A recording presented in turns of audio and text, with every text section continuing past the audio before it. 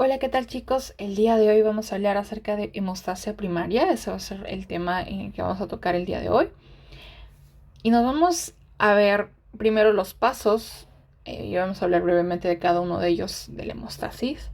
Y también nos vamos a enfocar, aparte del proceso de la hemostasia primaria, también en farmacología, en algunas enfermedades que también se ven a este nivel. Y vamos a ver también aquí en este caso cómo es que se produce y qué es esta hemostasis. Esta respuesta que tiene el organismo ante un suceso como en este caso es una injuria. Es por eso es que aquí en la parte superior les he puesto un pequeño cuchillito, ¿sí? Imaginemos que yo estaba en la cocina cortando algunas verduras y me corté el dedo. Ese es el primer paso, se podría decir, para que sucedan todos estos pasos que están aquí abajo. Entonces, yo una vez que yo ya tengo esta injuria, lesioné cierta parte bueno, la piel, no sé, el músculo, yo qué sé, ¿ok? Entonces, ¿cuál es el primer mecanismo que va a tener mi cuerpo para que yo pueda tener esta estabilización de la sangre? O sea, estabilización es hemostasis. Recordemos que hemostasis significa estabilización de la sangre. Es que yo el primer mecanismo que voy a tener es de la vasoconstricción. ¿Por qué necesito yo hacer vasoconstricción? Imaginemos que tenemos aquí, ¿sí?, una manguerita. Y en esta manguerita yo tengo, no sé, por aquí tengo un pequeño agujerito. Y a través de ese agujerito estoy perdiendo agua. Lo vamos a poner como que estoy perdiendo agua y eso también lo vamos a poder, eh, digamos que entender también cómo va a pasar lo mismo en un vaso sanguíneo. Entonces, si yo veo que tienen agujeritos cierta parte de esa manguera, entonces yo simplemente ¿qué hago? Aprieto la manguera para evitar, obviamente, que siga saliendo agua a través de este pequeño agujerito. Pasa lo mismo. Si yo quiero evitar o quiero disminuir la pérdida sanguínea, ¿ok? Si yo quiero disminuir la pérdida sanguínea, yo tengo que hacer este proceso de vasoconstricción.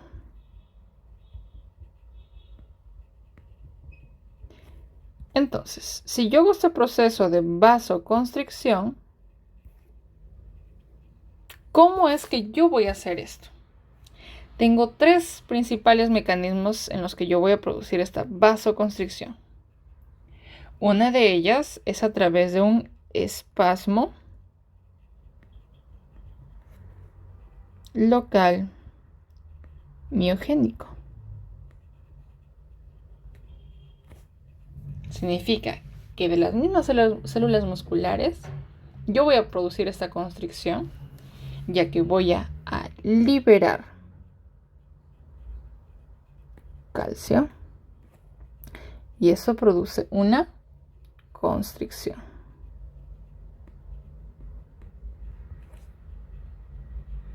Lo siguiente que voy a tener son reflejos nerviosos. Esto mediante una estimulación neural, ¿no es cierto? Reflejos vía estimulación neural. ¿Y esto debido a qué? Debido al dolor, debido a la lesión. Otro mecanismo es la liberación de endotelina.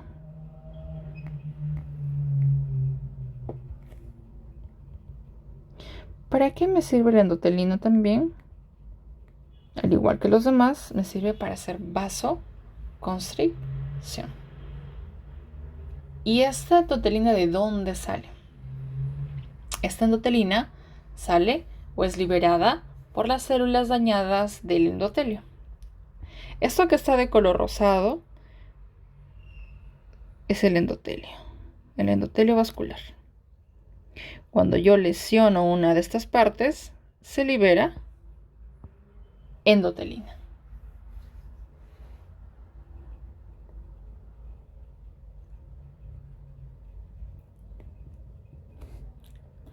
Entonces, si yo tengo una lesión a este nivel, libero endotelina.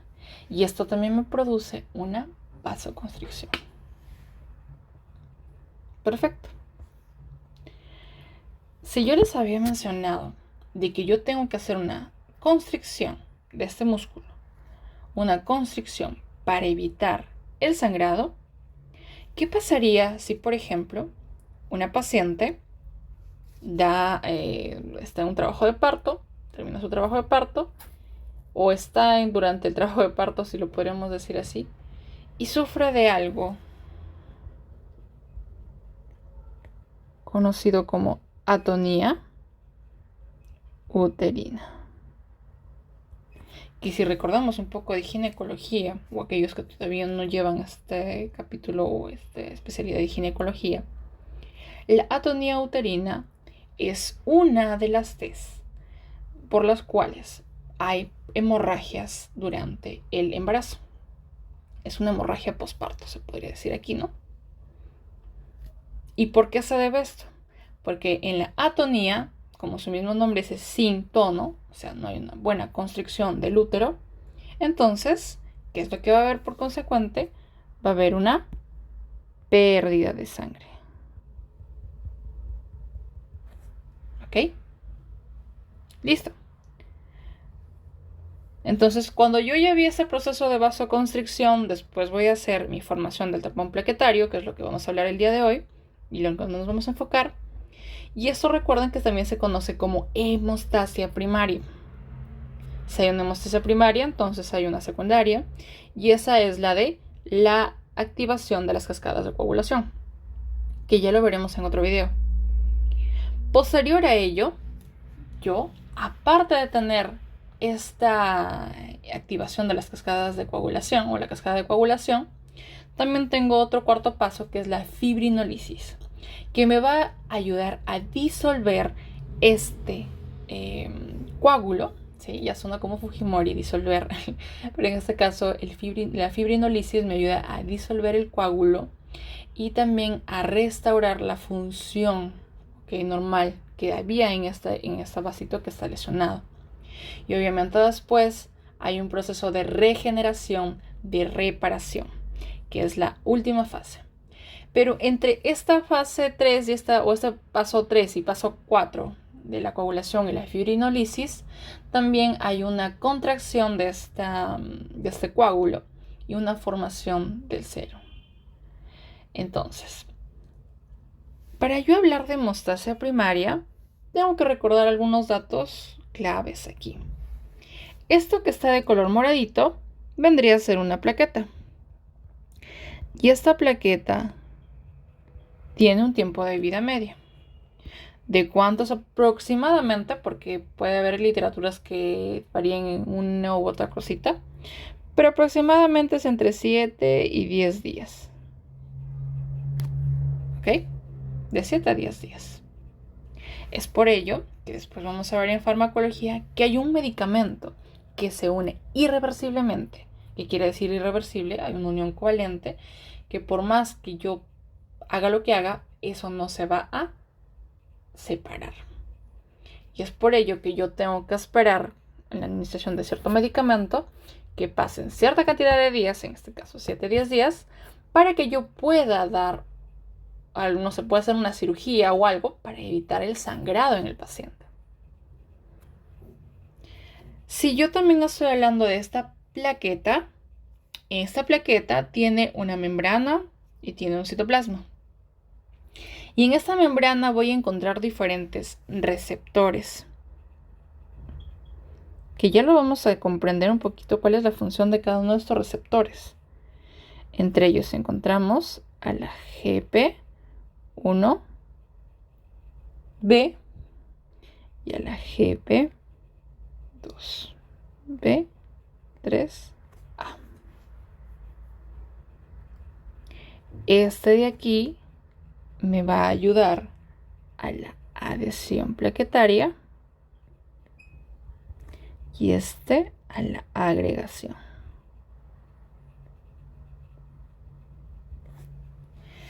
Les voy a spoilear aquí antes de que pasemos a los pasos de la hemostasia primaria. Pero adhesión Significa, como su mismo nombre lo dice, adherirse, o sea, se pega. Ténganlo eso siempre en mente porque muchas veces se equivocan entre adhesión y agregación. Adhesión es, se pega, ¿sí? Como un pega, se pega y se queda ahí. Y agregación es que agrego más, en este caso agrego más plaquetas. Ya voy a explicarles por qué. Pero recuerden, adhesión, se pega, agregación, agrega más plaquetas. En el citoplasma voy a tener también la expresión de ciertas, se podría decir componentes, moléculas, no sé, en las cuales vamos a encontrar al factor de crecimiento derivado de plaquetas, que es PTGF, ¿sí? Y otra sustancia más, que es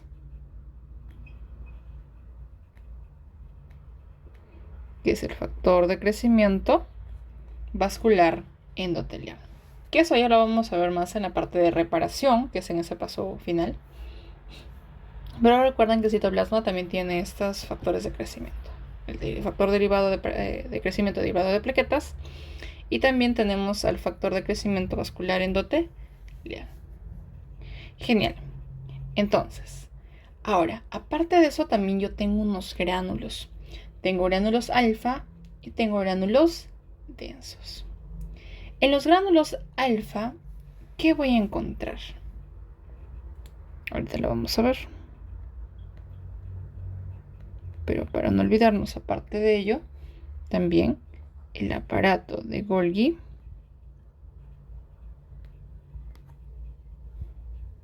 a ver, síntesis de enzimas, como por ejemplo es la COX, lo vamos a ver en farmacología, y en la mitocondria, por ejemplo, al ATP y el ADP, que también esto lo vamos a ver en la agregación plaquetaria. En los gránulos alfa y en los gránulos densos también van a haber sustancias que se van a liberar a través de estos. En los alfa, la mayoría que se liberan aquí son con F. Así que lo pueden recordar como factor de von Willebrand. Sí, F. Fibrinógeno.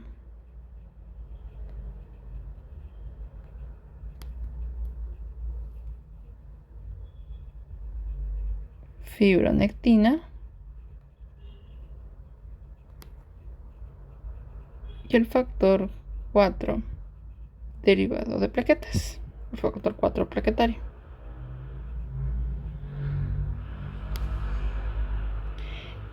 ¿Por qué les he puesto aquí estos pequeños billetes o este fajo de billetes aquí?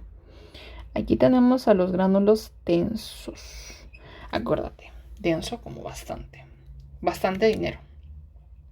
Y ahí hay una memotecnia que es el cash. ¿Por qué el cash? K de calcio, A de ADP, que les había mencionado arriba, la S de serotonina y la H de histamina. Perfecto. Entonces, ¿qué es lo que pasa aquí? Existen mecanismos que evitan que haya o que son antitrombóticos. Y entre ellos, ¿a quiénes tenemos? Por ejemplo, aquí, pintado de color verde, tengo la prostaciclina y 2. Y el óxido nítrico. ¿Qué es lo que hace esta prostaciclina I2? Lo que hace la PGI2 es que va a ser una sustancia vasodilatadora que es potente Y también aparte de eso, otra acción que tiene es la inhibición de la agregación plaquetaria. Entonces recuerda, la PGI2 inhibe la agregación plaquetaria y es un vasodilatador. Contrario a lo que estábamos hablando hace rato, ¿no? Recuerda que estos son antitrombóticos, factores antitrombóticos o mecanismos antitrombóticos. Aparte también el óxido nítrico. Recuerda que el óxido nítrico, aquí primero tengo el calcio, ¿activa a quién? A la sintetasa de óxido nítrico. Y esta sintetasa de óxido nítrico lo que hace es transformar a la L-arginina en L-citrulina. Y el óxido nítrico. El óxido nítrico se va a difundir ¿en dónde? En el músculo liso vascular. Va a activar a la guanilato ciclasa y eso va a aumentar los niveles de GMP cíclico. ¿Para qué más sirve todo esto? Lo que provoca es una relajación del tejido muscular. Entonces, se podría decir en síntesis que la PGI2 y el óxido nítrico inactivan a esta agregación de las plaquetas. ¿Ok? O esta activación de estos efectos trombóticos. Otro mecanismo que tengo aquí también es ¿quién? Es el heparan sulfato de heparan.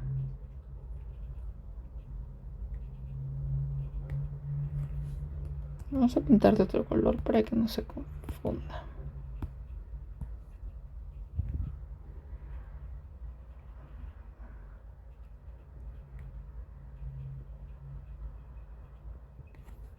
Y este heparinsulfato se va a unir a la antitrombina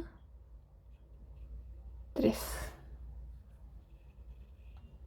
Entonces, ¿qué es lo que hace este?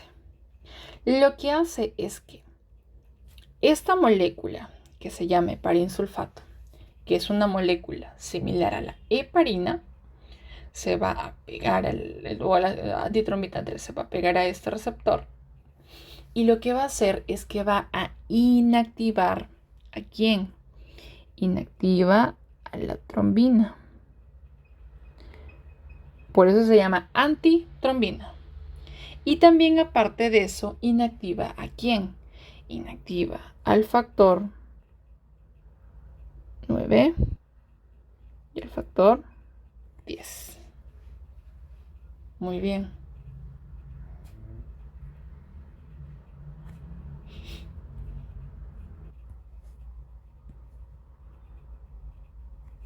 Entonces recuerda, la antitrombina, o también conocido como factor 2, primero, antitrombina. Entonces, no le gusta la trombina, simplemente inactiva al factor 2, que es la antitrombina. La trombina, perdón. Al factor 10. ¿Y también a quién? Al factor 9. Perfecto. Y ahora, ¿qué más pasa aquí? Hay otro mecanismo antitrombótico en el cual también tenemos a este receptor. ¿De quién? Este receptor de trombina. O sea, aquí hay un receptor. Este de aquí va a ser la trombina. Recuerda la trombina, también conocido como factor 2. Se une ¿a quién? A la trombomodulina.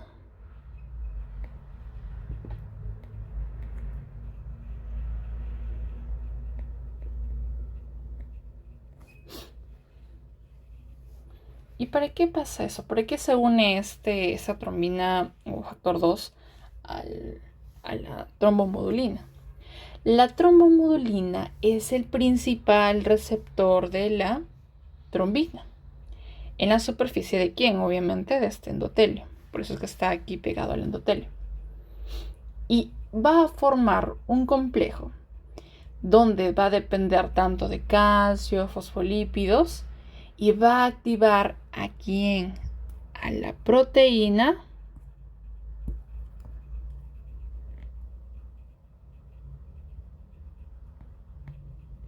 proteína C. Entonces, ¿qué pasaría con esto? Entonces, la trombomodulina, va a inhibir la capacidad de esa trombina, primero, de coagular el fibrinógeno, y segundo, también de activar a los factores 5 y 7, y obviamente a la adhesión y a la agregación plaquetaria. Entonces, vamos a poner aquí. Lo que hace entonces la trombomodulina es lo siguiente. Vamos a repetirlo para tenerlo grabado. Primero, inactiva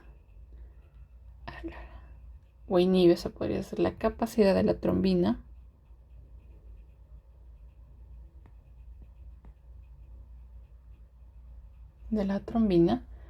¿de qué? De coagular al fibrinógeno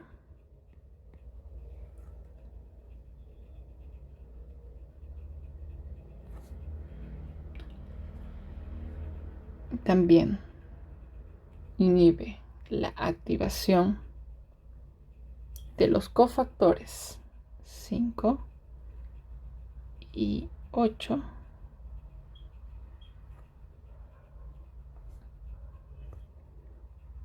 inhibe la adhesión,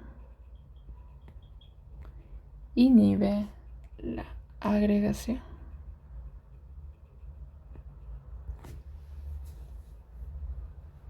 Al activar a la proteína C e inhibir la degradación de la proteína S, va a suceder toda estos mecanismos, estas respuestas. ¿Ok? Perfecto. Entonces, estos son los factores antitrombóticos de los que les había hablado. Ahora sí pasemos a lo que más queremos saber ahorita. Y es acerca de la hemostasia primaria. Entonces, ¿cuáles son estos pasos para yo tener esta hemostasia primaria? El primer paso ya lo vimos, que era la injuria. Entonces, igual lo vamos a poner aquí. El primer paso es la injuria. Tengo una lesión. Ya hablamos acerca de ello. El segundo paso es la exposición. ¿Y qué es lo que sucede aquí? Aquí yo tengo la presencia, lo voy a hacer aquí más grande. Obviamente esto está dentro de la célula endotelial, pero lo voy a hacer así por fines didácticos. Voy a tener aquí a los cuerpos de Weibel-Palade.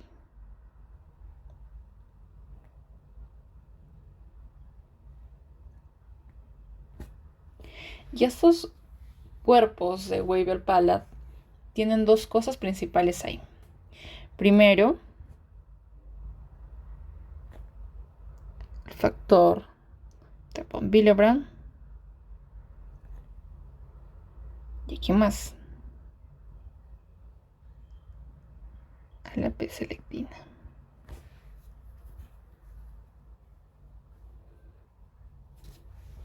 Entonces, ¿qué es lo que pasa? Este factor de von Willebrand, que está aquí, que es lo que he pintado de color moradito, factor de von Willebrand, está pegado a esta parte de las fibras de colágeno. Cuando hay una lesión, estas fibras de colágeno salen a través de la lesión y expresan al factor de von Willebrand. Entonces, por ahí estarán dando alguna plaquetita, ¿sí? Vamos a ponerle aquí. Tengo acá entonces yo esto. Tengo aquí al factor de von Willebrand. Vamos a ponerlo con otra figurita como para que se pueda.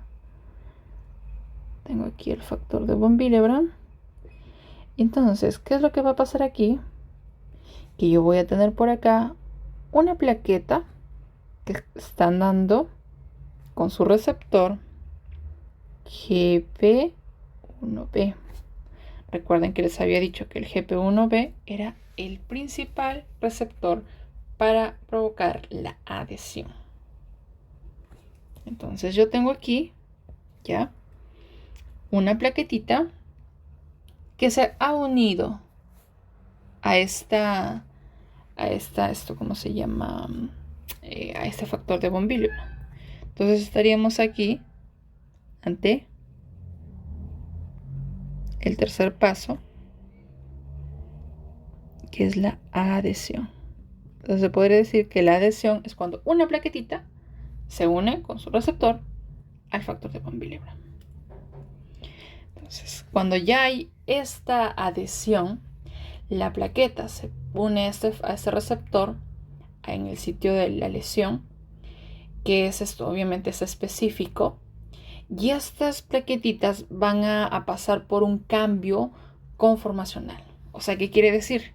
Que esta plaqueta redonda, como lo he puesto aquí, se convierte en una plaqueta con bracitos. Y estas plaquetas van a liberar ADP tromboxano A2. Ya les voy a explicar de dónde sale ese tromboxano A2. Obviamente hay otras cosas más aquí, ¿sí? Entonces aquí tenemos ADP, tromboxano A2, ¿sí? Obviamente que aquí se libera todo lo que les había dicho de los gránulos. Entre ellos también está ¿quién? ¿Recuerdan? El calcio, el ADP, la serotonina, la histamina. El calcio también obviamente va a estar aquí. Este calcio también que se libera en estos gránulos, lo voy a poner acá también, es necesario para la cascada de coagulación.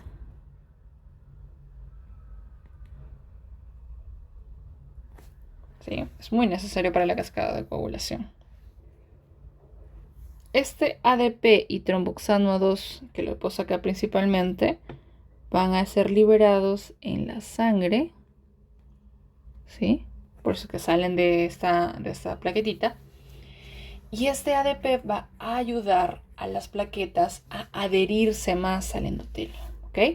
Entonces el ADP, vamos a ponerlo aquí, ayuda a adherirse al endotelio. Muy bien. Entonces vamos a poner aquí receptor GP1B, factor de von Willebrand, ¿sí? Y obviamente, como les dije, lo que está pintado acá es celeste, es el colágeno, y lo rosado son las células endoteliales vasculares.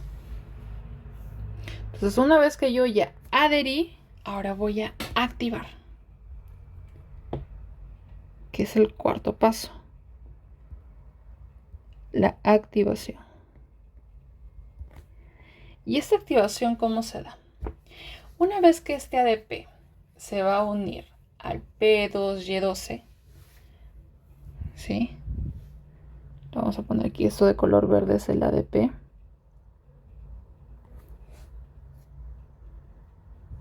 Este ADP se une a su receptor, que es este que está aquí, P2Y12. Voy a cambiarlo de color para que pueda ser más diferenciable, ¿sí? Se une a este receptor P2Y12.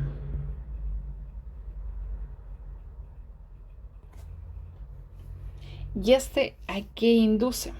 Entonces, cuando se une el ADP, lo que va a hacer es que esto va a activar dentro de la plaqueta esas pequeñas vesículas que van a liberar, que va a liberar o a hacer que se exprese este receptor, que es el receptor GP2B3A.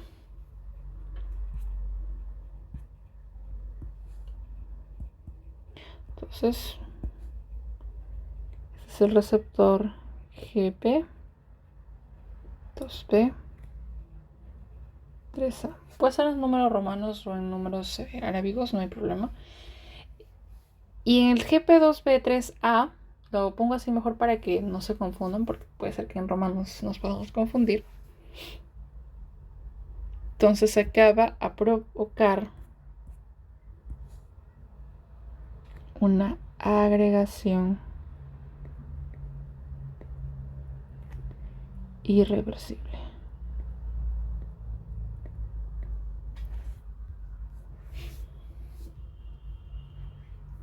Muy bien. Entonces esta es la fase de activación. Significa que la fase de activación, entonces, ¿qué es? La unión del ADP en el receptor P2Y12, la expresión del GP2B3A en la superficie de la plaqueta y por lo tanto eso me va a provocar una agregación rápida, irreversible en la plaqueta. Entonces, si yo estaba hablando de la agregación irreversible, entonces, ¿cuál será el otro paso? El último será el de la agregación. Y como les había mencionado anteriormente, la agregación se refiere a que yo agrego más plaquetas. Entonces, ¿quién va a hacer su efecto aquí?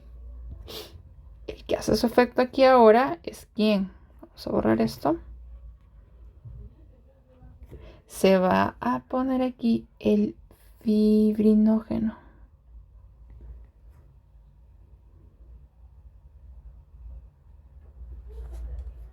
Este fibrinógeno se va a pegar a estos receptores de GP2B, 3A.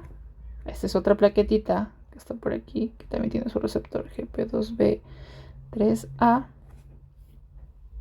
Se unen y se agregan ahí, ¿ok? Y esto obviamente va a empezar a llamar a más y a más plaquetitas y esto va a ser una agregación. Va a haber agregación. Entonces yo ya ahí ya formo mi tapón plaquetario.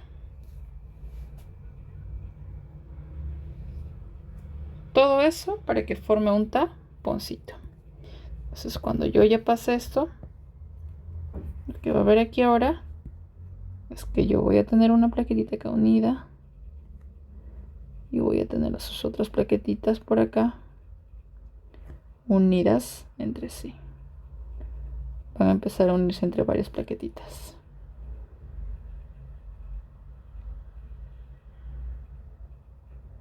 Bueno, algo así, ¿no? Entonces yo ya tengo aquí mi tapón plaquetario.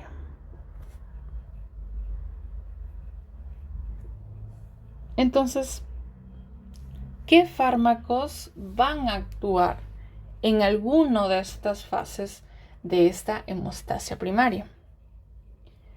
Primero vamos a ver las enfermedades que pueden expresarse si es que hay la falta de alguno de estos factores. Entre uno de ellos está el factor de von Willebrand. ¿Qué pasaría si yo, por ejemplo, no tuviera factor de von Willebrand? Todo lo verde va a ser la falta de alguna cosa. Entonces, por ejemplo, si yo no tengo factor de von Willebrand, ¿qué enfermedad voy a tener? Obviamente, la deficiencia va a provocar la enfermedad de von Willebrand. Eso está fácil, ¿sí? ¿Qué pasaría ahora si yo no tengo este receptor GP1B? O sea, tengo una plaqueta y no tengo el GP1B. ¿Ustedes qué creen que vaya a pasar? ¿Llegará a adherirse esa plaqueta? No, porque era necesario para la adhesión tener esta GP1B. Si yo no tengo una GP1B, entonces nunca la plaqueta se va a poder adherir, porque no tiene un bracito, prácticamente está manquita.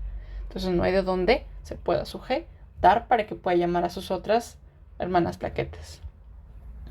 ¿Qué enfermedad se ve aquí en la deficiencia de GP1B? El síndrome de Bernard-Sullier.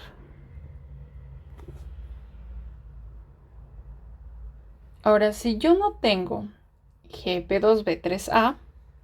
Entonces, ¿qué enfermedad me va a provocar?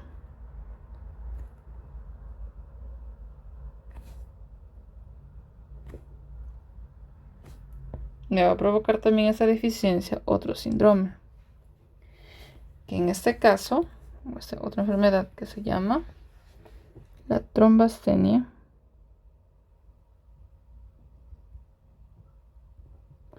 de Glanzmann.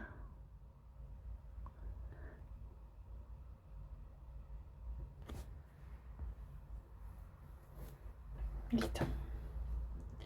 Entonces ahora sí yo quiero ver cuáles son los medicamentos, porque eso es lo que yo también quiero saber. Quiero saber qué medicamentos actúan a este nivel. Veamos.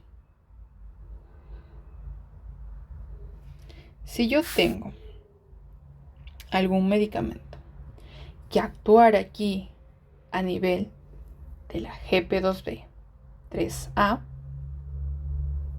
y no quisiera yo que este receptor hiciera su efecto, ¿sí? Si yo quisiera inactivarlo, utilizaría algún medicamento como por ejemplo abscisimmab,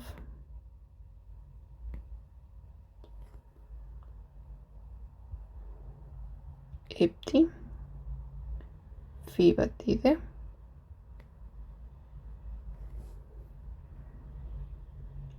Tirofiban. 3 medicamentos que actúan a nivel de la GP2B3A. Entonces estos serán antiagregantes, porque no van a permitir que haya una agregación plaquetaria. ¿Qué otro medicamento puedo tener aquí que sea antiagregante? Entiéndase que agregantes porque no permite que las plaquetas se agreguen entre sí, o sea que haya más plaquetitas que se unan entre ellas. Aquí tenemos a la famosa aspirina. Uy, se me fue. Aspirina. Esta aspirina, ¿a quién inactiva? Inactiva a la COX. Entonces este también es un antiagregante. Vamos a ponerlo aquí. Antiagregante.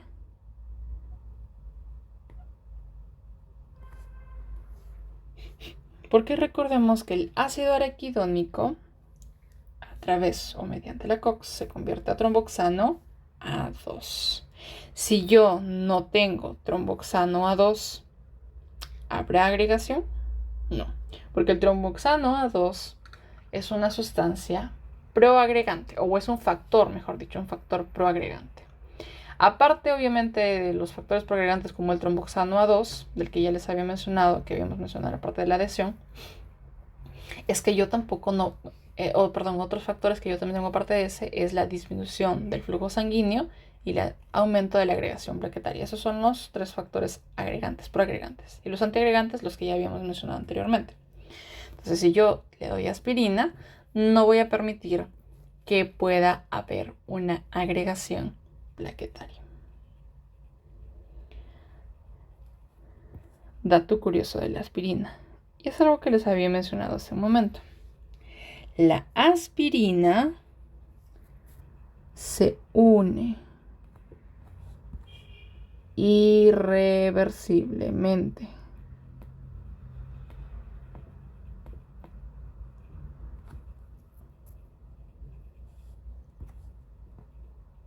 a la COX, ¿sí?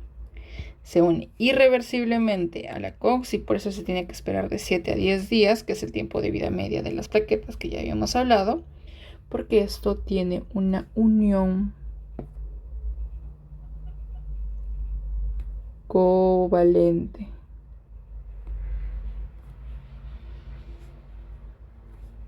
Dato extra, la aspirina, que ese es ácido acetilsalicílico, a dosis bajas se une a la COX-1. La COX-1, ¿qué efecto tiene? Tiene un efecto antitrombótico.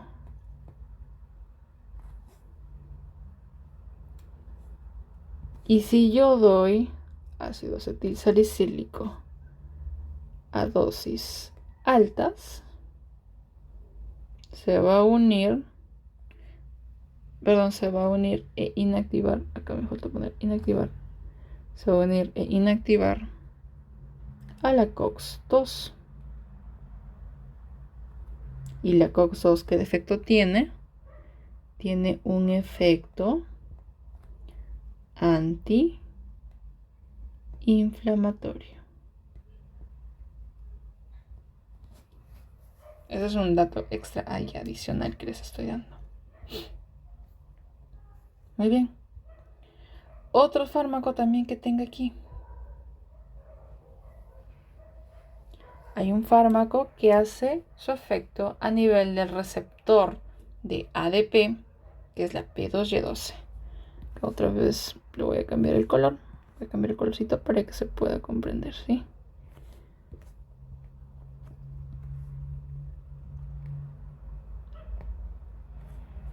¿Y qué fármaco actúa a ese nivel? Actúa clopidogrel, prasugrel y el ticagrelor. Entonces ese es su target. Su target es la P2Y12, el receptor de ADP. Muy bien. Ahora, ¿qué pasaría si yo tengo aquí otros fármacos más? Que en este caso ya no van a inactivar, sino que más bien van a activar. Aquí. Vamos a ver, vamos a cambiar ahora de otro color.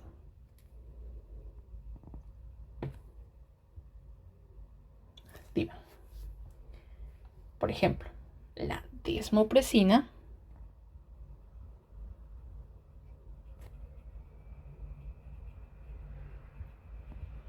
Lo que hace es que la desmopresina se va a unir. Voy a poner aquí bonito. Esos son los cuerpos de Weber-Palade. ¿Sí? Y esa desmopresina se va a unir a un receptor, que es el receptor V2. Porque esta desmopresina es un análogo sintético de la hormona diurética, perdón. Y el mecanismo de acción que tiene es liberar a quién. Si yo digo que tiene una acción de activación, ¿a quién va a liberar?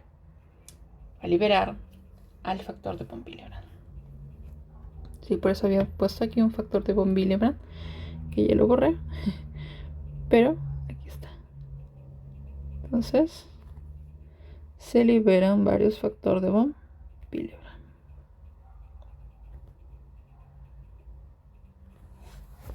Eso es lo que hace la desmopresina. Entonces, la desmopresina es un mecanismo de acción, es liberar el factor de von Willebrand de estos almacenamientos endoteliales que son los cuerpos de Weber-Palade. Aumenta también el incremento de la densidad de los receptores de glicoproteicos de la superficie plaquetaria e incrementa los niveles plasmáticos tanto del factor 8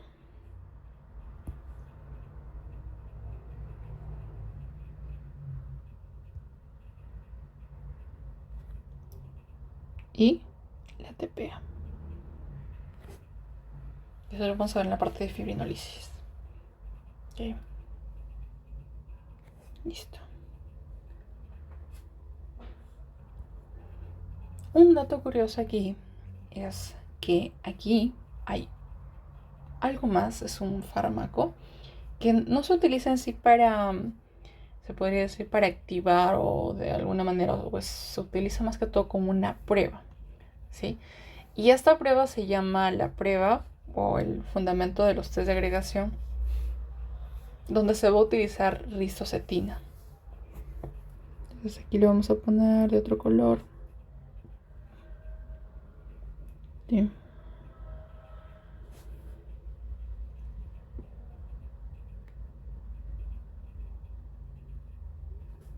¿Y la ristocetina qué es? La ristocetina en sí es un antibiótico. Pero este antibiótico tiene la propiedad de que puede ayudar o inducir a que haya puentes entre el factor de von Willebrand y la GP1B.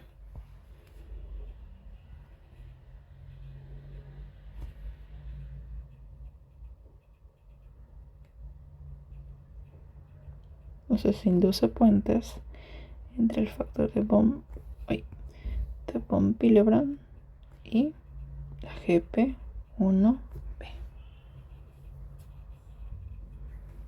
¿Y para qué me serviría entonces esta ristocetina? Que ya dijimos que es un test. Este test se hace ¿para qué? Para que yo pueda ver algunas patologías o pueda diagnosticar o ver alteradas, en este caso si yo veo alterada este test de ristocetina en enfermedades como por ejemplo las enfermedades de von Willebrand y las del síndrome de Bernard-Soulier.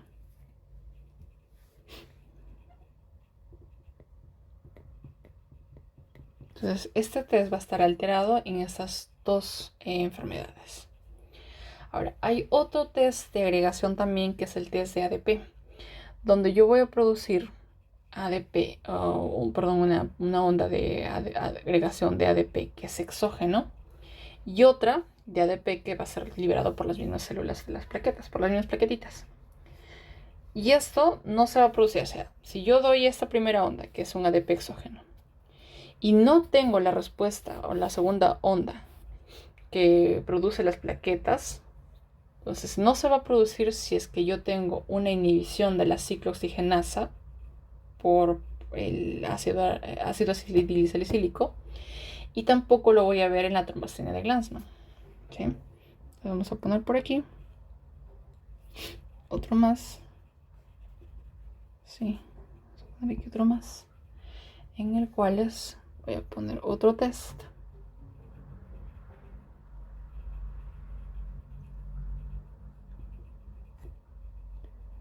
Otro test donde yo voy a poner que es el de ADP, un test de agregación. Entonces yo, primera onda, ADP exógeno. Segunda onda, normalmente debería haber un ADP de las plaquetas.